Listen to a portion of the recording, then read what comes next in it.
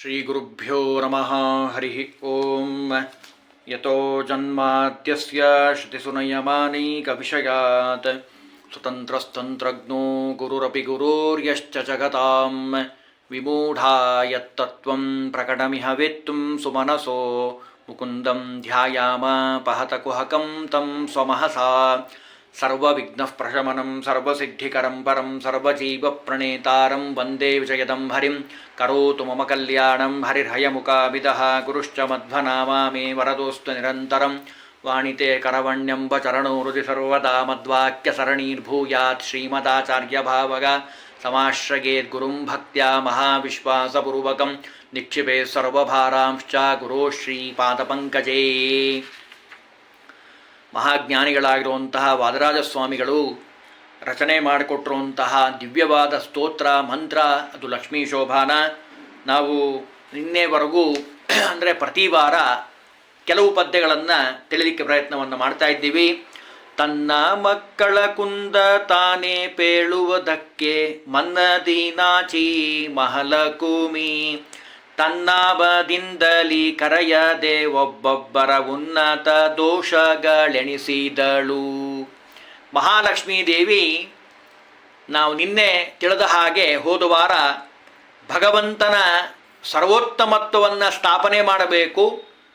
ಎಲ್ಲ ದೇವತೆಗಳು ತನ್ನ ಮಕ್ಕಳಾಗಿರುವಂಥವರು ಆ ಮಕ್ಕಳ ಹೆಸರನ್ನು ಹೇಳಿದರೆ ಎಲ್ಲಿ ತನ್ನ ಗಂಡನ ಹೆಸರು ಹೇಳದಾಗಾಗ್ತದೋ ಎಲ್ಲ ಹೆಸರು ಭಗವಂತನದೇ ಅನ್ನೋಂಥ ಭಾವನೆಯಿಂದ ಭಾಗವತ ಹೇಳ್ತದೆ, ನೂನಂ ತಪೋ ಯಸ್ಯ ನ ಮನ್ಯು ನಿರ್ಜಯೋ ಜ್ಞಾನಂ ಕ್ವಚಿತ್ತಸ್ಯ ನ ಸಂಗವರ್ಜಿತ. ತನ್ನಾಮದಿಂದ ಕರೆಸದೆ ಅವಳೇನು ಮಾಡಿದ್ದಾಳೆ, ಒಬ್ಬೊಬ್ಬರೇ ದೋಷ ಹೇಳಲಿಕ್ಕೆ ಪ್ರಾರಂಭ ಮಾಡ್ತಾಳೆ. ಅಲ್ಲಿಂದ ಶುರು ಇವತ್ತಿನ ಉಪನ್ಯಾಸ. ಕೆಲವರು ತಲೆಯೂರಿ ತಪಗೈದು ಪುಣ್ಯವ ಗಳಿಸಿದ್ದರೇನೂ ಫಲವಿಲ್ಲ, ಜ್ವಲಿಸುವ ಕೋಪದಿ ಶಾಪವ ಕೊಡುವರು ಲಲನೇನಿವರು ಒಲಿಸುವರೇ. ತುಂಬ ಅರ್ಥಗರ್ಭಿತವಾದ ಅನೇಕ ವಿಷಯಗಳಿಂದ ಕೂಡಿರುವಂಥದ್ದು ಈ ಪದ್ಯ. ನೋಡೋಣ ಆ ಪದ್ಯದಲ್ಲಿರುವಂತಹ ಭಾವಾರ್ಥ ಎಷ್ಟು ವಿಸ್ತಾರವಾಗಿದೆ ಅನ್ನೋದು ನಮಗಿಲ್ಲಿ ಗೊತ್ತಾಗ್ತದೆ. ಭಗವಂತ ಅನುಗ್ರಹ ಮಾಡಲಿಕ್ಕೆ ಅಂತ ಹೊರಟಾಗ ಹೇಗೆಲ್ಲ ಇರ್ತದೆ ಅನ್ನಲಿಕ್ಕೆ ಈ ಕಥೆಯನ್ನು ನಾವು ತಿಳಿಬೋದು. ಲಕ್ಷ್ಮೀ ಸ್ವಯಂವರದ ಸಭೆ ನಡೀತಾ ಇದೆ. ದೇವತೆಗಳೆಲ್ಲ ಕೂತಿದ್ದಾರೆ, ಋಷಿಗಳು ಕೂತಿದ್ದಾರೆ, ಎಲ್ಲರೂ ಬಂದು ಕೂತಿದ್ದಾರೆ. ಎಲ್ಲರ ದೋಷಗಳನ್ನು ಮಹಾಲಕ್ಷ್ಮೀ ದೇವಿ ಹೇಳಲಿಕ್ಕೆ ಪ್ರಾರಂಭ ಮಾಡಿದ್ಲು. ಮೊದಲನೇದಾಗಿ ಋಷಿಗಳೆಲ್ಲ ಕೂತಿದ್ದಾರೆ. ಆ ಋಷಿಗಳ ಬಗ್ಗೆ ಒಂದೆರಡು ಮಾತನ್ನು ಹೇಳಬೇಕು ಅಂತ ಹೊರಟ್ಲು. ಮೊದಲನೇದಾಗಿ ಋಷಿಗಳು ಮಾಡೋದೇನು ನಮಗೆಲ್ಲ ಗೊತ್ತು. ಋಷಿ ಅಂತ ಯಾರನ್ನು ಕರೀತಾರೆ? ತಪಸ್ಸನ್ನು ಮಾಡೋವಂಥವ್ರು. ಅದರಲ್ಲೂ ತಪಸ್ಸು ಮಾಡೋದಷ್ಟೇ ಮುಖ್ಯ ಅಲ್ಲ, ತಪಸ್ಸನ್ನು ಮಾಡಿದ ಮೇಲೆ ಸಂಯಮದಿಂದ ಇರಬೇಕಲ್ಲ. ಕೋಪವನ್ನು ಗೆಲ್ಲಲಿಕ್ಕೆ ಸಾಧ್ಯ ಆಗಿಲ್ಲ. ತಪಸ್ಸೇನೋ ಮಾಡಿಬಿಟ್ರು, ಚೆಂದಾಗಿ ಜೋರಾಗಿ ಘನಘೋರವಾಗಿ ತಪಸ್ಸು ಮಾಡಿದವರು. ವಿಶ್ವಾಮಿತ್ರರು 10,000 ವರ್ಷ ತಪಸ್ಸು ಮಾಡಿದ್ದಾರೆ. ಒಬ್ಬರಲ್ಲ ಇಬ್ಬರಲ್ಲ, ಗಾಯತ್ರಿ ಮಂತ್ರವನ್ನು ಕೊಟ್ಟಂಥ ಮಹಾಜ್ಞಾನಿಗಳು ವಿಶ್ವಾಮಿತ್ರರು. ಹೀಗೆ ಅನೇಕ ಜನ ಇದ್ದಾರೆ. ಆದರೆ ತಪಸ್ಸೇನೋ ಮಾಡಿದ್ರಿ, ಕೆಲವರು ತಲೆಯೂರಿ ತಪಗೈದು ಪುಣ್ಯವ ಗಳಿಸಿದ್ದರೇನು ಫಲವಿಲ್ಲ. ಬೇಕಾದಷ್ಟು ತಪಸ್ಸೇನೋ ಮಾಡಿದ್ರು, ಆದರೆ ಜ್ವಲಿಸುವ ಕೋಪದಿ ಶಾಪವ ಕೊಡುವರು. ಮದುವೆ ಆದ ಮೇಲೆ ಹೆಜ್ಜೆ ಹೆಜ್ಜೆಗೆ ಶಾಪ ಕೊಡ್ತಾ ಕೂತ್ಕೊಂಡ್ರೆ ಮುಂದೆ ಗತಿ ಏನು? ಕೋಪ ಮಾಡ್ಕೊಳ್ಳೋರನ್ನೇ ಮದುವೆ ಆಗ್ಲಿಕ್ಕೆ ಇವತ್ತು ಯಾರು ತಯಾರಿಲ್ಲ. ಅವರ ಭಾಳ ಕೋಪ ಮಾಡ್ಕೊತಾರೆ ಬಿಡ್ರಿ, ಸಿಟ್ಟು ಮಾಡ್ಕೊತಾರೆ, ಅವ್ರು ಯಾವಾಗಲೂ ಸಿಟ್ಟು ಮಾಡ್ಕೊತಾರೆ ಅಂತ ಬೈತಿರ್ತಾರೆ ಲೋಕದಲ್ಲಿ. ನಾವೆಷ್ಟೋ ಕಾಣ್ತಿರ್ತೀವಿ, ಅಯ್ಯೋ ನಮ್ಮ ಮನೆಯವ್ರು ಬಿಡ್ರಿ ಯಾವಾಗಲೂ ಸಿಟ್ಟು ಮಾಡ್ಕೊತಾರೆ, ನಾನು ಏನು ಹೇಳಿದ್ರು ಅವ್ರಿಗೆ ಅರ್ಥ ಆಗಲ್ಲ ಅಂತಾರೆ. ಅಂಥದ್ರಲ್ಲಿ ಲಕ್ಷ್ಮೀದೇವಿ ಹೇಳ್ತಾ ಇದ್ದಾಳೆ, ಜ್ವಲಿಸುವ ಕೋಪದಿ ಶಾಪವ ಕೊಡುವರು. ಇವರು ಬರೇ ಕೋಪ ಮಾಡ್ಕೊಳ್ಳೋರಲ್ಲ, ಶಾಪನೇ ಕೊಟ್ಬಿಡ್ತಾರೆ.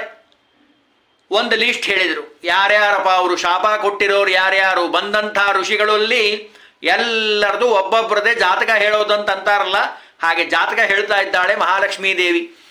ಮದುವೆ ಆಗಿರುವಂಥ ಹೆಣ್ಣು ಉವಲ್ಲೇನಾ ವೈದಿಕ ಗಂಡನ ದಾಸರ ಪದ್ಯವನ್ನು ನಾವಿಲ್ಲಿ ಸ್ಮರಣೆ ಮಾಡಿಕೊಳ್ಳಬೇಕು. ಸ್ವಯಂವರ ಸಭೆಯಲ್ಲಿ ಋಷಿಮುನಿಗಳೆಲ್ಲ ಬಂದಿದ್ದಾರೆ. ಅದರಲ್ಲಿ ಸರಸ್ವತಿ ನದಿ ತೀರದಲ್ಲಿ 10,000 ವರ್ಷಗಳ ಕಾಲ ಘೋರ ತಪಸ್ಸು ಮಾಡಿದಂಥ ಮಹಾಮುನಿ ಕರ್ದಮ. ನೋಡಿ, ಒಬ್ಬೊಬ್ಬರೇ ಋಷಿಗಳದ್ದು ಹೇಳಲಿಕ್ಕೆ ಶುರು ಮಾಡಿದ್ಲು. ಕರ್ದಮ ಋಷಿಗಳಿದ್ದಾರೆ. ಅವರ ಜಟೆ ಏನು, ಗಡ್ಡ ಎಲ್ಲ ಬೆಳ್ಳಗಾಗಿ ಹೋಗಿತ್ತು, ಅಷ್ಟು ತಪಸ್ಸು ಮಾಡಿದಂಥವರು. ನಡು ಬಾಗಿ ಹೋಗಿತ್ತು, ಮುಪ್ಪು ಬಂದು ಹೋಗಿತ್ತು, ಅಂಟ್ಕೊಂಡ್ಬಿಟ್ಟಿತ್ತು ಮುಪ್ಪು, ಜರ ಅಂತಾರಲ್ಲ ಅದು ಬಂದು ಹೋಗಿತ್ತು. ಅಂಗಾಂಗಗಳಲ್ಲಿ ಶಕ್ತಿ ಇರಲಿಲ್ಲ, ಎಲ್ಲ ಹೋಗ್ಬಿಟ್ಟಿತ್ತು. ಇನ್ನೇನು ಜೀವನದ ಸಂಧ್ಯಾಕಾಲ, ಪೂರ್ಣ ವಯಸ್ಸಾಗಿ ಹೋಗಿದೆ. ಆದರೂ ಮದುವೆ ಆಗಬೇಕು ಅನ್ನುವಂಥ ಹಂಬಲ. ನೋಡಿ, ಅಷ್ಟು ವಯಸ್ಸಾದ ಮೇಲೂ ನಾನು ವಿವಾಹ ಆಗಬೇಕು ಅನ್ನುವಂಥ ಹಂಬಲ. ಒಂದಿನ ಭಗವಂತನ ಅನುಗ್ರಹ ಆಗಿದೆ. ಸ್ವಯಂಭುವನು ಆಶ್ರಮಕ್ಕೆ ಬಂದಿದ್ದಾನೆ. ಬರುವಾಗ ಬಂಗಾರದ ರಥದಲ್ಲಿ ಬಂಗಾರದಂಥ ಮಗಳು ದೇವಹೂತಿಯನ್ನು ಕರ್ಕೊಂಡ್ಬಂದಿದ್ದಾನೆ. ಅರಮನೆಯ ಆ ಜಾಗದಲ್ಲಿ ಆಟ ಆಡ್ತಾ ಇದ್ದಾಳೆ, ಮಾಳಿಗೆಯಲ್ಲಿ ಚಂಡಾಡ್ತಾ ಇದ್ದಾಳೆ. ಆ ಸಂದರ್ಭದಲ್ಲಿ ಗಗನದಲ್ಲಿ ಸಂಚರಿಸುವಂತಹ ವಿಶ್ವಾವಸು ಗಂಧರ್ವ ಮೋಹ ಮೂರ್ಛಿತನಾಗಿ ಬಿದ್ದಂತೆ ಅಂಧರೂಪಸಿಯನ್ನ ಮನು ಆ ಮುನಿಗೆ ಧಾರೆ ಎರೆದುಕೊಟ್ಟಿದ್ದಾನೆ. ಕರ್ದಮರಿಗೆ ವಿವಾಹ ಮಾಡಿಕೊಟ್ಟ ಯಾರೋ ಈ ರಾಜ. ಮುಂದೆ ದೇವಹೂತಿ ಬಂದಿದ್ದಾಳೆ. ರಾಜನ ಆಸ್ಥಾನದಳು ಇದ್ದವಳು ಎಲ್ಲಿ? ಈ ಋಷಿಮುನಿಗಳ ಆಶ್ರಮ ಎಲ್ಲಿ? ಎಲೆ ಮನೆಯ ಸ್ಥಳ ಏನೇನೂ ಇಲ್ರಿ. ಋಷಿಗಳು ಹೆಂಗಿರ್ತಾರೆ ನಮಗೆಲ್ಲ ಗೊತ್ತು. ಅಂತಹ ಸ್ಥಳದಲ್ಲಿ ಅವಳು ಇದ್ದಾಳೆ. ಎಲ್ಲ ಕಡೆ ಆ ಋಷಿಯ ಸಂಚಾರ, ವಾತಾವರಣ, ಹರಕು ಬಟ್ಟೆ, ಕೃಷ್ಣಾಂಜನ, ಕಮಂಡಲು, ದರ್ಬೆ, ತುಳಸಿ, ಸಮಿತ್ತು ಬರೇ ಇದೆ, ಬೇರೆ ಏನೇನೂ ಇಲ್ಲ. ಆದರೆ ದೇವಹೂತಿ ಭಕ್ತಿಯಿಂದ ಶ್ರದ್ಧೆಯಿಂದ ಅವಳು ಸೇವೆ ಮಾಡಿದ್ಲು, ಪತಿಯ ಆಜ್ಞೆಯಂತೆ. ಅವಳ ಸೇವೆಗೆ ಮೆಚ್ಚಿ ಬಹಳ ಸಂತೋಷದಿಂದ ಅವರೇನು ಮಾಡಿದರು, ಒಂದು ಸರೋವರ ತೋರಿಸಿದ್ರು. ಆ ಸರೋವರದಲ್ಲಿ ಮುಳುಗು ಅಂದರು. ಅವಳಿಗೆ ಒಳ್ಳೆ ರೂಪ ಬಂದುಬಿಡ್ತು, ಚೆನ್ನಾಗಿರುವಂಥ ರೂಪ. ಮಂಗಳ ಸ್ನಾನ ಮಾಡಿಸಿದ್ರು. ಷಡ್ರಸೋಪೇತವಾಗಿರುವಂಥ ಭೋಜನ, ದಿವ್ಯ ವಸ್ತ್ರ, ಅಲಂಕಾರ, ಭೂಷಣ, ನಿಲುಗನ್ನಡಿ ಎಲ್ಲವೂ ದೊರೀತಾ ಇದೆ. ಅಂದರೆ ಆ ಅದ್ಭುತವಾದ ತಪಸ್ಸಿನ ಸಾಮರ್ಥ್ಯ ಕರ್ದಮರಿಂದ ನಾವು ಕಾಣುವಂಥದ್ದು. ಗಂಧರ್ವರು ನೋಡಿ ನಾಚ್ತಾ ಇದ್ದಾರಂತೆ, ಏನು ಸೌಂದರ್ಯ, ಏನು ರೂಪ ಇದು, ನಮ್ಮ ದೇವಲೋಕದಲ್ಲೂ ಹಿಂಗಿಲ್ಲಲ್ಲ ಅಂತ ಅನ್ಬೇಕಂತೆ. ಅಂಥ ರೂಪ. ಗಂಡ ಮತ್ತು ಹೆಂಡತಿ ಅಂದರೆ ಕರ್ದಮರು ಮತ್ತು ದೇವಹೂತಿ ವಿಮಾನದಲ್ಲಿ ಕೂತರು. ನಂದನ ವನದಲ್ಲಿ ದೇವಲೋಕ ಎಲ್ಲ ವಿಹಾರ ಮಾಡಿದ್ದಾರೆ. ಅದರಲ್ಲೂ ಅವರಿಗೆ ಒಂದೊಂದೇ ರೂಪ ಸಾಲದಾಯಿತು. ಇಬ್ರು ಒಬ್ಬೊಬ್ಬರೇ ಇದ್ದೀವಲ್ಲ, ಬೇಡ ಅಂತ ಅನಿಸ್ತದೆ, ಸ್ವಲ್ಪ ಜಾಸ್ತಿ ರೂಪ ತಗೊಳ್ಳೋಣ ಅಂತ ಅನಿಸ್ತಂತೆ. ನೋಡ್ರಿ ಮಾಯಾ ಹೆಂಗಿರ್ತದೆ, ದೇವತೆಗಳ ಮಾಯಾ, ಋಷಿಗಳ ಮಾಯಾ ಹೇಗಿರ್ತದೆ. ಅವರೇನು ಮಾಡಿದ್ರು, 9 ರೂಪ ಧರಿಸಿದ್ರು. 9 ರೂಪ ಧರಿಸಿದ್ರು. ಅದರ ಫಲವಾಗಿ 9 ಹೆಣ್ಣು ಕೂಸುಗಳ ಜನನ ಆಗಿತ್ತು. ಆಮೇಲೆ ಒಂದು ರೂಪ ಭಗವಂತ ಸಾಕ್ಷಾತ್ ಶ್ರೀಹರಿ ಕಪಿಲಾವತಾರನಾಗಿ ಬಂದ. ಆ ಸಂದರ್ಭದಲ್ಲಿ ಸಂತೃಪ್ತಗೊಂಡಂತಹ ಈ ಮುನಿಯನಿದ್ದಾರಲ್ಲ, ಮಗನನ್ನ ಭಗವಂತ ಸಾಕ್ಷಾತ್ ಬಂದಿದ್ದಾನ್ರಿ, ಕಪಿಲರೂಪಿ ಭಗವಂತ, ಅವನಿಗೆ ವಂದನೆ ಮಾಡಿ ಮುಂದೆ ಹೊರಟೋಗ್ಬಿಟ್ರು. ಈ ಕಡೆ ತಾಯಿ ಮಗನನ್ನ ಕೂಡಿಸ್ಕೊಂಡು, ಅಂದರೆ ಕಪಿಲರೂಪಿ ಭಗವಂತ ಉಪದೇಶವನ್ನ ಮಾಡ್ದ. ಅದನ್ನು ಭಾಗವತ ಹೇಳ್ತದೆ, ಕಪಿಲ ಗೀತೆ ಅಂತ ಕರೀತಾ ಇದ್ದಾರೆ. ಮುಂದೆ ಅವಳು ಆ ಶರೀರವನ್ನು ಬಿಟ್ಟು ಕಪಿಲಾ ನದಿಯಾಗಿ ಹರಿದು ಪಾವನಗೊಂಡ್ಲು ಅನ್ನುವಂಥ ಇತಿಹಾಸ.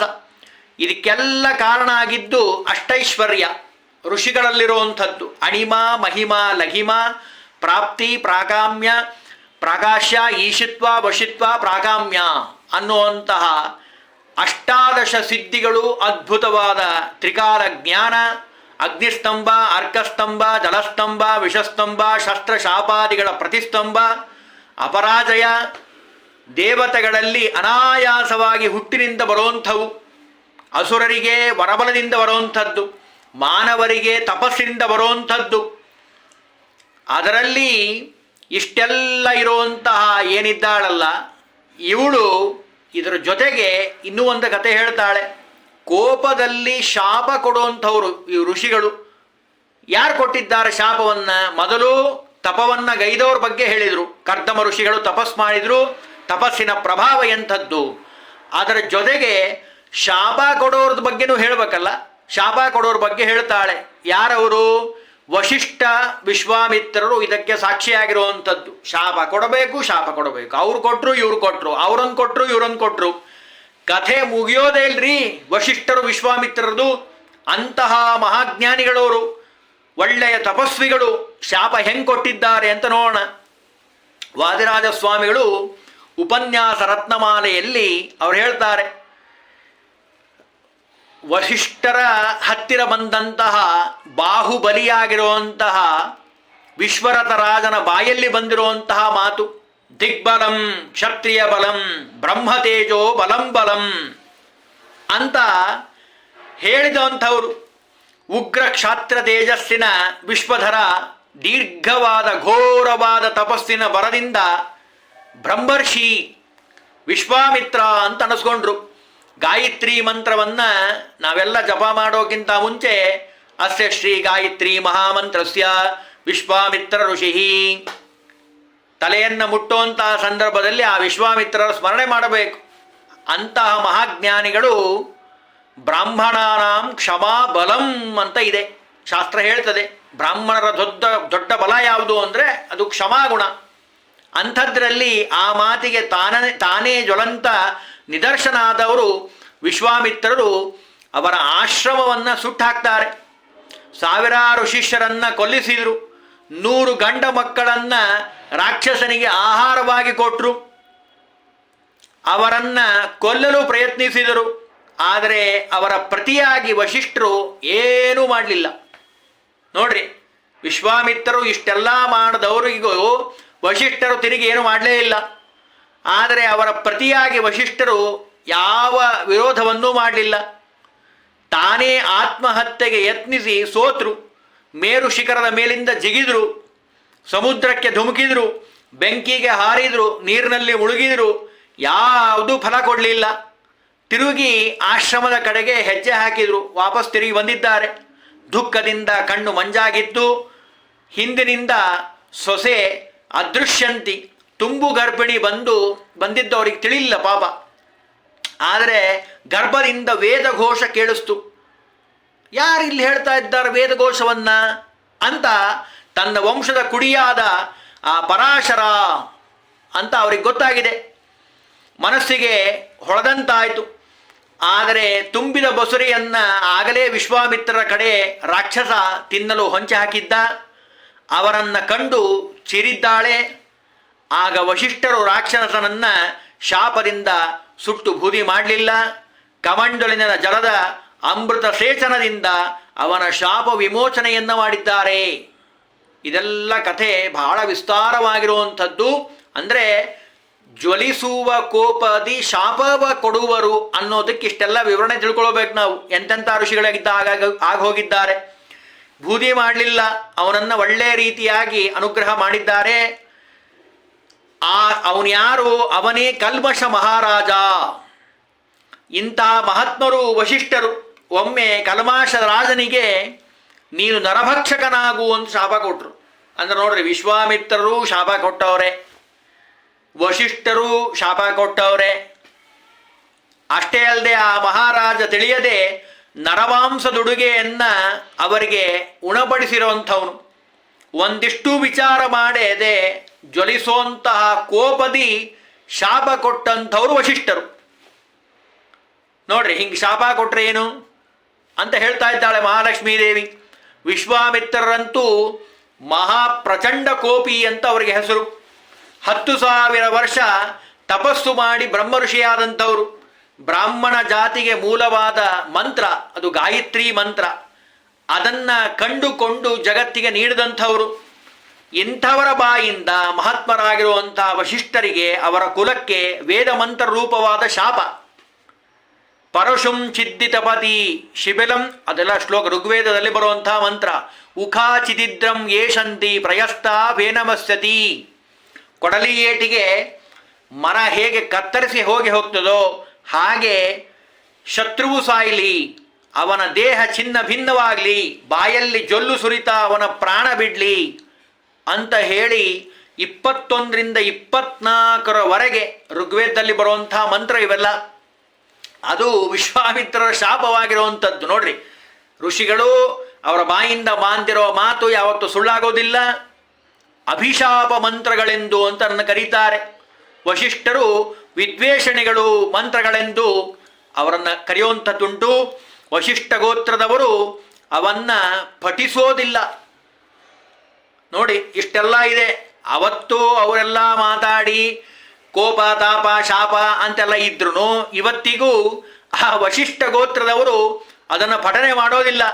ಶ್ರವಣ ಸಹಿತ ಮಾಡೋದಿಲ್ಲಂತೆ. ಹೇಗಿರ್ಬೋದು? ಇವುಗಳಿಗೆ ನಿರುಕ್ತ ವ್ಯಾಖ್ಯಾನಕಾರರಾದ ದುರ್ಗಾಚಾರ್ಯರ ವ್ಯಾಖ್ಯಾನ ಇಲ್ಲ. ತಾವು ವಶಿಷ್ಠ ಗೋತ್ರದವರಾದ್ದರಿಂದ ಇವುಗಳಿಗೆ ವ್ಯಾಖ್ಯಾನ ಮಾಡೋದಿಲ್ಲ ಅಂತಾರವರು. ಅಂದರೆ ವಿಶ್ವಾಮಿತ್ರರಲ್ಲ, ಅದಕ್ಕೆ ನಮಗ್ಯಾಕೆ ಸಂಬಂಧಪಟ್ಟಿದ್ದು? ನಮಗೆಲ್ಲ ಶಾಪ ಕೊಟ್ಟವರು, ನಮ್ಮ ವಶಿಷ್ಠರ ಮಕ್ಕಳನ್ನು ಸಾಯಿಸಿದಂಥವರು, ಆಹಾರ ಕೊಟ್ಟವರು ರಾಕ್ಷಸನಿಗೆ ಅಂತ ಹೇಳಿ ಆ ವ್ಯಾಖ್ಯಾನ ಬರೆದಿಲ್ಲಂತೆ. ಕೊನೆಗೂ ಅಂದರೆ ವಿಶ್ವಾಮಿತ್ರರ ಶತ್ರುವಾಗಿರುವಂಥವರು ವಶಿಷ್ಠರು ಅಂತ ಅವರ ಅಭಿಪ್ರಾಯ. ಹಾಗಾಗಿ ಉದ್ದೇಶ ಏನು? ವಿಶ್ವಾಮಿತ್ರರ ಮಹಾಶತ್ರು ವಶಿಷ್ಠರು ಅನ್ನೋದು ತಾತ್ಪರ್ಯ. ಆದರೆ ಕೊನೆಗೆ ವಶಿಷ್ಠರೇ ಗೆದ್ದಿರುವಂಥದ್ದು, ವಿಶ್ವಾಮಿತ್ರರು ಮಣಿದಿರುವಂಥದ್ದು. ಬ್ರಹ್ಮಶಿಸ್ತ್ವಂ ನ ಸಂದೇಹ ಸರ್ವಂ ಸಂಸ್ಕೃತೆ ತವ. ನೀನು ಬ್ರಹ್ಮರ್ಷಿ ಆಗಿದ್ದೀಯಪ್ಪ, ಸಂದೇಹ ಇಲ್ಲ, ನಿನಗೆ ಎಲ್ಲ ಸಿದ್ಧಿಸ್ಲಿ ಅಂತ ಹೇಳಿ ಹರಸ್ದವರು ವಿಶ್ವಾಮಿತ್ರರನ್ನ ಇದೇ ವಶಿಷ್ಠರು. ಯಾಕೆ ಮೊದಲು ಬ್ರಹ್ಮ ಋಷಿಯಾದವರು ವಶಿಷ್ಠರು, ಆಮೇಲೆ ವಿಶ್ವಾಮಿತ್ರರಾಗಿರುವಂಥದ್ದು. ಹಿಮಾಲಯದಂತಹ ವ್ಯಕ್ತಿತ್ವ, ಅಪಾರವಾದ ಕ್ಷಮಾಗುಣ ವಶಿಷ್ಠರದು. ವಿಶ್ವಾಮಿತ್ರ ಕ್ರೋಧ ತಲೆ ಬಾಗಿತ್ತು. ಅವರ ಮುಂದೆ ಮಹಾತ್ಮ ಅಂತ ಅನಿಸ್ಕೊಂಡ್ರು ವಿಶ್ವಾಮಿತ್ರರು. ಅವರೇ ಕೊಂಡಾಡಿಬಿಡ್ತಾರೆ, ವಶಿಷ್ಠರೇ ನಿಮ್ಮಂಥ ಮಹಾತ್ಮರು ಯಾರೂ ಇಲ್ಲ. ಅಂದರೆ ಶೀಘ್ರ ಕೋಪಿಗಳು ಅಂತ ಅನಿಸ್ಕೊಂಡಿರುವಂತಹ ಮುನಿಗಳನ್ನು, ಋಷಿಗಳನ್ನು ಲರಲೆಯರು ಮದುವೆ ಆಗಲಿಕ್ಕೆ ಇಚ್ಛೆ ಪಡೋದಿಲ್ಲ. ಯಾಕೆ ಅಂದರೆ ಕೋಪ ಮಾಡ್ಕೊತಾರೆ, ಜೊತೆಗೆ ಶಾಪ ಕೊಡ್ತಾರೆ. ಊಟಕ್ಕೆ ಹಾಕು ಅಂದರು, ಹಾಕೋದ್ರೊಳಗೆ ಸ್ವಲ್ಪ ತಡ ಆಯಿತು ಅಂತಂದರೆ ಕೋಪ ಮಾಡಿಕೊಂಡು ಶಾಪನೇ ಕೊಟ್ಟರೆ ಎಲ್ಲೋಗೋದು ಹಾಗಾದರೆ ಅಂತಾಳೆ ಲಕ್ಷ್ಮೀದೇವಿ. ಅದನ್ನು ಹೇಳ್ತಾ ಇದ್ದಾಳೆ ಋಷಿಗಳಲ್ಲಿ. ಕೋಪ ಮಾಡ್ಕೊಳ್ಳೋರು ಋಷಿಗಳಿಗೆ ಮಾತ್ರ ಅಲ್ಲ, ದೇವತೆಗಳಿಗೂ ಈ ಸ್ವಭಾವ ಇದೆ ಅಂತೆ. ಅದರಲ್ಲೂ ಒಂದು ಮಾತು ಹೇಳ್ತಾರೆ, 40 ಕಲ್ಪಗಳಲ್ಲಿ ಸಾಧನೆ ಮಾಡಿ ದಶಕಲ್ಪಂ ತಪಶ್ಚೀರ್ಣಂ ರುದ್ರೇಣ ಲವಣಾರ್ಣವೇ. ರುದ್ರದೇವರ ಸ್ವಭಾವ ಬಂತು ನೋಡ್ರಿ ಇಲ್ಲಿ. ರುದ್ರದೇವರ ಕಥೆ ಹೇಳ್ತಾ ಇದ್ದಾಳೆ ಮಹಾಲಕ್ಷ್ಮೀ ದೇವಿ. ಉಪ್ಪಿನ ನೀರಿನ ಸಮುದ್ರದಲ್ಲಿ 10 ದಿನಗಳ ಕಲ್ಪ ಘೋರ ತಪಸ್ಸು ಮಾಡಿ ರುದ್ರ ಪದವಿಯನ್ನು ಪಡೆದಂತಹ ಮಹಾರುದ್ರದೇವರು ತಪಸ್ಸು ಮಾಡ್ತಾನೇ ಇದ್ದಾರೆ ಒಂದು ರೂಪದಿಂದ ಲವಣ ಸಮುದ್ರದಲ್ಲಿ. ಬಾಣಾಸುರನ ಯುದ್ಧ ಪ್ರಸಂಗದಲ್ಲಿ ಇದು ಸ್ಪಷ್ಟವಾಗಿ ನಮಗೆ ತಿಳಿಯುವಂಥದ್ದು. ಕೃಷ್ಣ ಪರಮಾತ್ಮ ಜೃಂಭಣಾಸ್ತ್ರದಿಂದ ನಿಷ್ಠೇಷ್ಟಿತರಾಗಿರುವಂತಹ ರುದ್ರದೇವರನ್ನ ಬ್ರಹ್ಮದೇವರು ಕೃಷ್ಣನ ಉದರದೊಳಗೆ ಒಯ್ದಿಡ್ತಾರೆ. ಅಲ್ಲಿ ಬಿಲ್ವ ವನದಲ್ಲಿ ತಪಸ್ಸು ಮಾಡ್ತಿದ್ದಂತಹ ರುದ್ರದೇವರು ಇನ್ನೊಂದು ರೂಪದಿಂದ ಸ್ತಂಭೀಭೂತರಾಗಿದ್ದು ತಪಸ್ಸು ನಿಂತು ಹೋಗಿದ್ದನ್ನು ತೋರಿಸಿರುವಂಥವರು. ಇಂತಹ ರುದ್ರದೇವರೇ ದ್ರೌಪದಿಗೆ ಅವಳ ಹಿಂದಿನ ಜನ್ಮದಲ್ಲಿ ನಿನಗೆ ಅನೇಕ ಮಂದಿ ಪತಿಗಳಾಗಲೆಂದು ವರವನ್ನು ನೀಡಿದಾಗ ತನ್ನಾಧಿತ್ಯ ಪಥ್ಯದಲ್ಲಿ ಒಬ್ಬಳು ಹೆಣ್ಣು ಮಗಳಿಗೆ ಅನೇಕ ಪತಿಗಳಾಗಲೆಂದು ಶಪಿಸಿರೋರೆಂದು ಗದರಿದಂತಹ ಇಂದ್ರ ತಿಳಿಯದೆ ತಪ್ಪು ಮಾಡಿದ. ಆದರೆ ರುದ್ರದೇವರು ಅವನನ್ನು ಮನುಷ್ಯನಾಗಿ ಹುಟ್ಟು ಅವಳಿಗೆ ಪತಿಯಾಗು ಅಂತ ಶಾಪ ಕೊಟ್ಟಿದ್ದಾರೆ. ನೋಡ್ರಿ, ರುದ್ರದೇವರು ಶಾಪ ಕೊಟ್ಟರು. ಇಂದ್ರ ಅರ್ಜುನನಾಗಿ ಬಂದ ಆ ಶಾಪದ ಪ್ರಭಾವದಿಂದ. ಬ್ರಹ್ಮದೇವರು ರುದ್ರರಂತೆ ಕೋಪಿಷ್ಠರಲ್ಲ. ಯಸ್ಯ ಪ್ರಸಾದಾದಜೋ ಬ್ರಹ್ಮ ರುದ್ರಶ್ಚ ಕ್ರೋಧ ಸಂಭವ ಅಂತ ಹೇಳಿದ ಹಾಗೆ ರುದ್ರದೇವರು ಹರಿಯ ಕೋಪದಿಂದಲೇ ಹುಟ್ಟಿದಂಥವರು. ಬ್ರಹ್ಮದೇವರು ಹರಿಯ ಪ್ರಸನ್ನ ಭಾವದಿಂದ ಹುಟ್ಟಿದಂಥವರು. ಅಷ್ಟೇ ಅಲ್ಲ, ಒಮ್ಮೆ ಸಮುದ್ರದಲ್ಲಿ ಅವರು ವಿಹಾರ ಮಾಡುವಂತಹ ಸಂದರ್ಭದಲ್ಲಿ ಸಮುದ್ರದಲ್ಲಿ ಅಲೆಗಳ ತುಂತುರು ಹನಿಗಳು ಮೈಗೆ ತಗುಲಿತು ಅಂತ ಹೇಳಿ ಸಿಟ್ಟಾಗಿ ಸಮುದ್ರ ರಾಜನಿಗೆ ಶಾಪ ಕೊಟ್ಟರು, ನೀ ಮನುಷ್ಯನಾಗಿ ಹೋಗು ಅಂತ ಶಾಪ ಕೊಟ್ಟರು. ಅದಕ್ಕೆ ಅವನೇನಾದ, ವರುಣ ಶಂತನು ಮಹಾರಾಜನಾಗಿ ಬಂದ. ನೋಡ್ರಿ ಎಲ್ಲೆಲ್ಲೇ ಶಾಪ, ಎಂತೆಂಥ ದೇವತೆಗಳು ಎಂತೆಂಥ ಶಾಪ ಕೊಟ್ಟಿದ್ದಾರೆ. ಹೀಗೆ ಕೋಪ ತಾಪ ಇದಕ್ಕೆಲ್ಲ ಒಳಗಾದಂಥವರು ಋಷಿಗಳಷ್ಟೇ ಅಲ್ಲ, ದೇವತೆಗಳು ಅದೇ ವಶರಾಗುವಂಥವರೇ, ಕೋಪ ತಾಪ ಮಾಡಿದವರೇ. ರುದ್ರದೇವರು ಹೇಳಿದರು, ಇಂದ್ರದೇವರು ಎಲ್ಲರೂ ಅಂಥವರೇ. ಆದರೆ ಹರಿ ಒಬ್ಬನೇ ಸಿಟ್ಟು ಆಗದೇ ಇರುವಂಥವನು. ಹಿಮಾಲಯದಲ್ಲಿ ಕುಳಿತು ತಪಸ್ಸು ಮಾಡುತ್ತಿದ್ದಂತಹ ರುದ್ರದೇವರು ಮನ್ಮಥನನ್ನು ನೋಡಿ ಕೋಪಾಗ್ನಿಯಿಂದ ಅವನು ಸುಟ್ಟೇ ಹೋದ. ಪಾಪ ಮನ್ಮಥ ಅವರು ಕಣ್ಣು ಬಿಟ್ಟು ಕೂಡಲೇ ಹಿಮಾಲಯದಲ್ಲಿ ತಪಸ್ಸು ಮಾಡ್ತಾ ಇದ್ದಾರೆ. ನಾರಾಯಣನನ್ನ ಮನ್ಮಥನ ಕಾಟಕ್ಕೆ ಮಿಸುಗದೆ ಅಳುಗಾಡದೆ ಕೂತಿದ್ರು. ಇವನು ಯಾವಾಗ ಮನ್ಮಥ ಬಾಣ ಬಿಟ್ನೋ ಆಗ ಎಲ್ಲ ಕೋಪ ಅವನ ಮೇಲೆ ಹಾರಿರುವಂಥದ್ದು. ಹಾಗಾಗಿ ಭಗವಂತನಿಗೆ ಯಾವ ಕೋಪ ತಾಪಾದಿಗಳಿಲ್ಲ. ಅದಕ್ಕೆ ಒಂದೇ ಒಂದು ಉದಾಹರಣೆ ತಗೊಂಬೋಣ, ಬಹಳ ಉದಾಹರಣೆ ಬೇಡ, ಒಂದೇ ಒಂದು ಉದಾಹರಣೆ ಅಂತಾಳೆ ಲಕ್ಷ್ಮೀದೇವಿ. ತನ್ನ ಎದುರಿಗೆ ಆಗಿರುವಂತಹ ಘಟನೆಯನ್ನು ಹೇಳ್ತಾಳೆ. ಭೃಗು ಋಷಿಗಳು, ಶ್ರೀನಿವಾಸ ಕಲ್ಯಾಣ ಕೇಳಿರೋರಿಗೆ ಚೆನ್ನಾಗಿ ಗೊತ್ತಾಗತ್ತೆ. ಭೃಗು ಋಷಿಗಳು ಬಂದು ಭಗವಂತನ ಎದೆಗೆ ಒದಿತಾರೆ. ಭಗವಂತ ಅವರನ್ನು ಕೂಡಿಸಿ ಪಾದ ಪ್ರಕ್ಷಾಳನೆ ಮಾಡ್ತಾನೆ. ಎಲ್ಲ ನೀರನ್ನು ಎಲ್ಲ ಕಡೆ ಸಿಂಪಡಿಸ್ರಿ ಅಂತಾನೆ. ನಂದು ವಜ್ರ ಶರೀರವಾಗಿರುವಂಥದ್ದು, ಪಾಪ ಗೆಡ್ಡೆ ಗೆಣಸು ತಿಂದಂತಹ ನಿಮ್ಮ ಪಾದಗಳು ಎಷ್ಟು ನೋವು ಅನುಭವಿಸ್ತಾ ಇದೆನೋ ಏನೋ ಅಂತಾರೆ. ಪಾಪ ಭಗವಂತ ಅಷ್ಟು ಕರುಣಾ ಸಮುದ್ರನಾಗಿರುವಂಥವನು ಅಂತ ಹೇಳಿ ಲಕ್ಷ್ಮೀದೇವಿ ಭಗವಂತನ ಅದ್ಭುತವಾದ ಮಹಿಮೆಯನ್ನು ಹೇಳ್ತಾಳೆ. ಅದರಲ್ಲೂ ಅಷ್ಟಾದಶ ಸಿದ್ಧಿಗಳಲ್ಲಿ ಒಂದಾದಂತಹ ಆಜ್ಞಾ ಅಪ್ರತಿಹತೆಯೇ ಅನ್ನುವಂತಹ ಶಾಪಶಕ್ತಿ. ವಿಷ್ಣು ಅವನ ಭಕ್ತರು ಇದಕ್ಕೆ ಬೆಂಬಲ ನೀಡಿರುವಂಥದ್ದು. ವಿಷ್ಣುನ ವಿಷ್ಣು ಭಕ್ತೈಶ್ಚ ಬ್ರಹ್ಮಶಾಪೋನು ವರ್ತದೆ ಬ್ರಾಹ್ಮಣಾನಾಮ ಪೀಡಾಯೈ ಬಲಿಭಿ ಕ್ಷತ್ರಿಯಾದಿಭಿ. ಬಹಳ ವಿಶ್ಲೇಷವಾಗಿ ವರ್ಣನೆಯನ್ನು ಮಾಡ್ತಾರೆ. ಅಂದರೆ ಋಷಿಗಳು ತಾತ್ಪರ್ಯ, ಈ ಪದ್ಯದ ತಾತ್ಪರ್ಯ ಏನು ಅಂದರೆ, ಋಷಿಗಳಾಗಿರಬಹುದು, ದೇವತೆಗಳಾಗಿರಬಹುದು, ವಿಶೇಷವಾಗಿ ಪುಣ್ಯವನ್ನು ಗಳಿಸುವಂಥವ್ರು, ಪುಣ್ಯವನ್ನು ಮಾಡುವಂಥವ್ರು, ತಪಸ್ಸು ಮಾಡುವಂಥವ್ರು. ಆದರೆ ಕೋಪ ತಾಪಗಳಿಂದ ಏನಾಗ್ತಾರೆ, ಜ್ವಲಿಸುವ ಕೋಪದಿ ಶಾಪವ ಕೊಡುವರು, ಶಾಪ ಕೊಟ್ಬಿಡ್ತಾರೆ. ರಾಘವೇಂದ್ರ ಸ್ತೋತ್ರದಲ್ಲಿ ಒಂದು ಮಾತಿದೆ, ಶಾಪಾನಗ್ರ ಶಕ್ತೋನ್ಯೋ ರಾಘವೇಂದ್ರಾನ್ ನ ವಿದ್ಯತೆ ಅಂತ ನಾವು ರಾಘವೇಂದ್ರ ಸ್ತೋತ್ರದಲ್ಲಿ ನಾವು ಕಾಣ್ತೀವಿ. ಅಂದರೆ ಜ್ವಲಿಸುವ ಕೋಪದಿ ಶಾಪ ಕೊಡೋದು ಭೂಷಣ ಅಲ್ಲ. ಕೋಪದಿಂದ ಕುರುಡಾಗಿ ಶಾಪ ಕೊಡುವಂತಹ ಪ್ರವೃತ್ತಿ ಅದು ದೋಷ, ಮಹಾನ್ ದೋಷ, ಬರೇ ದೋಷ ಅಲ್ಲ, ಮಹಾನ್ ದೋಷ ಅದು. ಈ ದೋಷ ಇರುವಂತಹ ಬೆಟ್ಟದಂತಹ ತಪಸ್ಸು ಮಾಡಿ ಪುಣ್ಯರಾಶಿ ಬೇಕಾದಷ್ಟು ಇದ್ರೂ ಹಿಮಾಲಯದಷ್ಟು ಏನು ಪ್ರಯೋಜನ ಅಂತಾಳೆ ಮಹಾಲಕ್ಷ್ಮೀ ದೇವಿ. ಅಂದರೆ ನಾಗರ ಇದೆ, ಹೆಡೆ ನಾಗರ, ಅದರ ತಲೆಯಲ್ಲಿ ಮಾಣಿಕ್ಯ ಇದೆ. ಅದನ್ನು ಯಾರು ತಗೊಳ್ಳಿಕ್ಕೆ ಹೋಗ್ತಾರ? ಭಯದಿಂದ ಓಡಿ ಹೋಗ್ತಾರೆ. ಬೇಡಪ್ಪ, ಎಲ್ಲರ ಕಚ್ಚಿದ್ರೆ ನಮಗೇನು ಬೇಡ ಬೇಡ, ಅದನ್ನು ತಗೊಳ್ಳೋದೇ ಬೇಡ ಅಂತ ಓಡಿ ಹೋಗ್ತಾರೆ. ಹಾಗೆ ಬೇಕಾದಷ್ಟು ತಪಸ್ಸಿರ್ಬೋದು, ಆದರೆ ಕ್ರೋಧ ಮಾಡಿದರೆ ಯಾರೋ ಅವ್ರ ಹತ್ರ ಬರೋದಿಲ್ಲ. ಅಷ್ಟೈಶ್ವರ್ಯ ಸಿದ್ಧಿಗಳಾಗಿರುವಂಥ ಮುನಿಗಳು ಲಲನೆಯನ್ನು, ಆ ಲಲನೆಯರವರನ್ನು ಒಲಿಸಲಿಕ್ಕೆ ಸಾಧ್ಯನಾ? ಅಪರೋಕ್ಷ ಜ್ಞಾನಿಗಳು ಕೋಪಿಸಿದಾಗ ಬೇಕಾದಷ್ಟು ಉದಾಹರಣೆಗಳನ್ನು ಕೊಡ್ತಾರೆ. ಇನ್ನು ಮುಂದಿನ ಉದಾಹರಣೆ ಅಂಬರೀಷ ಮಹಾರಾಜಂದು. ದುರ್ವಾಸರ ಕಥೆಯನ್ನು ನಾವು ಕೇಳಿದ್ದೀವಿ. ಪ್ರಾರಬ್ಧ ಕರ್ಮ ಅವನು ತೊಂದರೆಗೀಡಾಗಿರುವಂಥದ್ದು, ಯೋಗ್ಯತೆ ಮೀರಿ ಮಾಡಿದಂತಹ ಪುಣ್ಯವನ್ನು ಕಳೆದುಕೊಳ್ತಾರೆ. ಅವನಿಗೆ ಹೇಳ್ತಾರೆ, ನನ್ನ ಬಿಟ್ಟು ಊಟ ಕೂತಿದ್ದೀಯಾ, ನಾ ಹೇಳಿದ್ನೋ ಇಲ್ಲೋ ನಾವು ಬರೋ ತನಕ ಕಾಯಿ ಅಂತ. 1 ವರ್ಷಗಟ್ಟಲೆ ಬೇಕಂತ ಬಂದೇ ಇಲ್ಲ ಅಂದರೆ ಎಷ್ಟೊತ್ತು ತನಕ ಕಾಯೋದು? ಅವನೇನು ಮಾತಾಡಲ್ಲ, ಪಾಪ ಸುಮ್ಕೂತಿರ್ತಾನೆ ಮಹಾನುಭಾವ. ಚಕ್ರ ಬರ್ತದೆ ನೋಡ್ರಿ, ದುರ್ವಾಸರನ್ನ ಬೆನ್ನು ಹತ್ತದೆ ಭಗವಂತ. ಅವನನ್ನು ರಕ್ಷಣೆ ಅಂದರೆ ಏಕಾದಶಿ ಮಾಡೋರನ್ನು ದೇವರು ಹೇಗೆ ರಕ್ಷಣೆ ಮಾಡ್ತಾನೆ ಅನ್ಲಿಕ್ಕೆ ಇದು ಒಳ್ಳೆ ಉದಾಹರಣೆ. ಚಕ್ರ ಬೆನ್ನು ಹತ್ತದೆ, ವಿಷ್ಣುವಿನ ಹತ್ರನೂ ಹೋಗ್ತಾರೆ, ಎಲ್ಲರನ್ನ ಕೇಳ್ತಾರೆ, ದಯಮಾಡಿ ಆ ಚಕ್ರದಿಂದ ಬಿಡಿಸ್ರಿ ನನ್ನ. ವಿಷ್ಣುವನ್ನೇ ಕೇಳ್ತಾರೆ ಹೋಗಿ. ಭಗವಂತ ಸ್ವಾಮಿ ನಾರಾಯಣ ಹೇಳುವಂಥ ಮಾತು, ನಾನು ಭಕ್ತರಾಧೀನ, ಕೊಟ್ಬಿಟ್ಟಿದ್ದೀನಿ ಚಕ್ರವನ್ನ, ನಂದಲ್ಲ. ಅವನನ್ನೇ ಹೋಗಿ ಕೇಳಬೇಕಪ್ಪ. ಅವನು ಶಾಂತ ಆಗು ಅಂದರೆ ಶಾಂತ ಆಗ್ತದೆ. ಕಥೆಯನ್ನು ಭಾಗವತ ಬಹಳ ಸುಂದರವಾಗಿ ವರ್ಣನೆ ಮಾಡ್ತದೆ. ಹೀಗೆ ಕ್ಷುತ್ರುಟ ತ್ರಿಕಾಲ ಗುಣಂ ಮಾರುತ ಶ್ಲೋಕದಲ್ಲೆಲ್ಲ ಹೇಳ್ತಾರೆ. ಕ್ರೋಧಸ್ಯ ಯಾಂತಿ ವಿಪದಸ್ಯ ವಶಂ ಪದೇ ಗೋ ಮರ್ಜಯಂತಿ ದುಶ್ಚರ ತಪಶ್ಚ ವೃತೋಸ್ತ್ರಜಂತಿ. ಬೇಕಾದಷ್ಟು ಸಾಧನೆ ಮಾಡಿರ್ಬೋದು, ತಪಸ್ಸಿರ್ಬೋದು, ಜ್ಞಾನ ಇರಬಹುದು, ಅದು ಋಷಿಗಳಲ್ಲಾಗಿರ್ಬೋದು, ದೇವತೆಗಳಲ್ಲಾಗಿರ್ಬೋದು. ಆದರೆ ಭಗವಂತನ ಹಾಗೆ ಶಾಂತಿ ಸಮಾಧಾನದಿಂದ ಇರೋರು ಯಾರೂ ಇಲ್ಲ. ಭಿದ್ಯತೆ ಹೃದಯ ಗ್ರಂಥಿ. ರಾಗದ್ವೇಷಾದಿಗಳನ್ನೆಲ್ಲ ತಪಸ್ಸಿನಿಂದ ಅದು ಅಳಿಯಬೇಕು.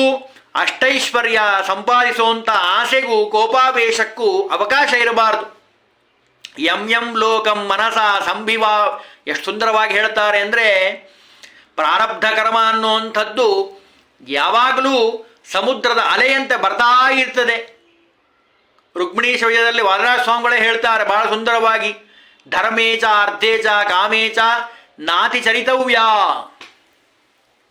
ಅಂದರೆ ವಿವಾಹ ಮಾಡಿಕೊಳ್ಳೋದಷ್ಟೇ ಮುಖ್ಯ ಅಲ್ಲ, ವಿವಾಹ ಆದ ಮೇಲೆ ನೀವು ಹೇಗಿರ್ತೀರಿ ಅನ್ನೋದು ಬಹಳ ಮುಖ್ಯ. ಇವತ್ತೇನಾಗಿದೆ, ಲಕ್ಷಾವಧಿ ಹಣವನ್ನು ಖರ್ಚು ಮಾಡಿ ವಿವಾಹವನ್ನು ಜೋರಾಗಿ ಮಾಡ್ತಾರೆ, ಎಲ್ಲರನ್ನೂ ಕರೆದು ಉಡುಗೊರೆ ಅಂತ ಕೊಡ್ತಾರೆ. ಅದಷ್ಟೇ ಮುಖ್ಯ ಅಲ್ಲ, ವಿವಾಹ ಆದ ಮೇಲೆ ಅವರು ಜೀವನದಲ್ಲಿ ಹೇಗೆ ಆದರ್ಶವಾಗಿದ್ದಾರೆ ಅನ್ನೋದು ಬಹಳ ಮುಖ್ಯ. ಅದನ್ನಿಲ್ಲಿ ಹೇಳ್ತಾಳೆ. ಲೋಕದ ದೃಷ್ಟಿಯಿಂದ ನೋಡಿದಾಗ ವರನಲ್ಲಿ ಎಷ್ಟೇ ಸಂಪತ್ತಿರಬಹುದು, ಅಥವಾ ಇರಲಿ ಇಲ್ಲದೇ ಇರಲಿ, ಸದ್ಗುಣ ಇರಲಿ, ಅದು ಬಹಳ ಮುಖ್ಯವಾಗಿರುವಂಥದ್ದು. ನಿಷ್ಕಾರಣದಿಂದ ಕೋಪ ಮಾಡಿಕೊಳ್ಳುವಂಥದ್ದು, ತಾಪ ಮಾಡಿಕೊಳ್ಳುವಂಥದ್ದು, ಕೋಪ ಜೊತೆಗೆ ತಾಪದಿಂದ ಶಾಪ ಕೊಡುವಂಥದ್ದು, ಹೀಗೆಲ್ಲ ಮಾಡಿದರೆ ಏನು ಮಾಡಬೇಕು? ಹೆಂಡತಿಯಾದಂಥವಳು ಅದನ್ನು ಎಚ್ಚರಿಕೆ ಕೊಡ್ತಾ ಇದ್ದಾಳೆ. ಬೆನ್ನ ಹಿಂದೆ ಕೋಪ ಮಾಡ್ಕೊಳ್ಳೋದು, ಆಮೇಲೆ ಅದರ ಬೆನ್ನ ಹಿಂದೆ ಶಾಪ ಕೊಡುವಂಥದ್ದು, ತಾಪ ಜಾಸ್ತಿಯಾಗಿ, ಇವೆಲ್ಲ ಉಪದ್ವ್ಯಾಪಗಳು, ಇವೆಲ್ಲ ಬೇಕಾ ಅಂತಾಳೆ ಲಕ್ಷ್ಮೀದೇವಿ. ಋಷಿಗಳು ಮತ್ತು ದೇವತೆಗಳನ್ನು ಸೇರಿಸೇ ಹೇಳಿಬಿಟ್ಲು. ಇನ್ನು ಮುಂದೆ ದೊಡ್ಡ ಲಿಸ್ಟ್ ಇದೆ, ಈ ಪದ್ಯದಲ್ಲಿ ಇಷ್ಟು ಹೇಳ್ತಾಳೆ. ಇಂಥವರನ್ನ ಲಲನೆಯರು ಒಪ್ತಾರಾ ಮದುವೆ ಆಗಲಿಕ್ಕೆ? ಯಾರು ಇವರನ್ನು ಒಪ್ತಾರೆ ಮದುವೆ ಆಗಲಿಕ್ಕೆ? ಬರೀ ಶಾಪ ಕೊಡೋರು, ಕೋಪದಿಂದ ಹಾರಾಡುವಂಥವ್ರು ನನ್ನ ಬಿಟ್ಟರೆ ಯಾರಿಲ್ಲ ಅಂತ. ಅದಕ್ಕೆ ಇವರನ್ನು ಯಾರನ್ನೂ ವಿವಾಹ ಆಗ್ಲಿಕ್ಕೆ ಸಾಧ್ಯ ಇಲ್ಲ. ದೋಷಗಳನ್ನು ಹೇಳ್ತಾ ಇದ್ದಾಳೆ, ಒಬ್ಬೊಬ್ಬರ ದೋಷಗಳನ್ನು. ಇನ್ನು ಮುಂದಿನ ಪದ್ಯ ಇದೆ, ಅನೇಕ ಪದ್ಯಗಳಿದ್ದಾವೆ. ಅದರಲ್ಲಿ ಮುಂದಿನ ಪದ್ಯವನ್ನು ಮುಂದಿನ ವಾರ ನೋಡಲಿಕ್ಕೆ ಪ್ರಯತ್ನವನ್ನು ಮಾಡೋಣ. ಹರಿ ಓಂ ಶ್ರೀಕೃಷ್ಣಾರ್ಪಣಮಸ್ತು.